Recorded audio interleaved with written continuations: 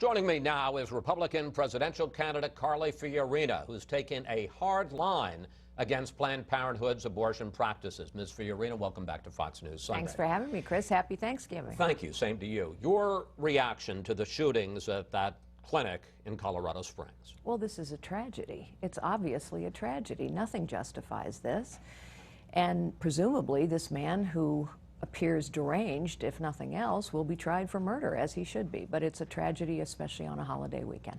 You have been one of the toughest critics, as we've said, of Planned Parenthood's alleged harvesting of body parts, selling them for fetal research.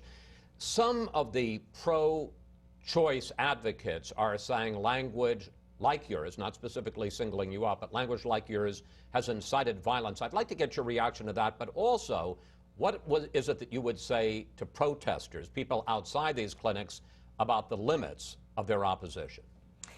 Well, first, it is not alleged. Planned Parenthood acknowledged several weeks ago that they would no longer take compensation for body parts, which sounds like an admission that they were doing so.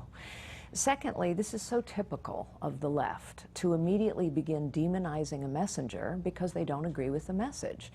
The vast majority of Americans agree. What Planned Parenthood is doing is wrong. And that's why the vast majority of Americans are prepared not only to defund Planned Parenthood, but also to stop abortion for any reason at all after 5 months. So what I would say to anyone who tries to link this terrible tragedy to anyone who opposes abortion or opposes the sale of body parts is this is typical left-wing tactics. And what would you say to the protesters, the people that are outside the clinics and opposing? Well, any protesters should always be peaceful, whether it's Black Lives Matter or pro-life protesters. Protesters should always be peaceful and respectful.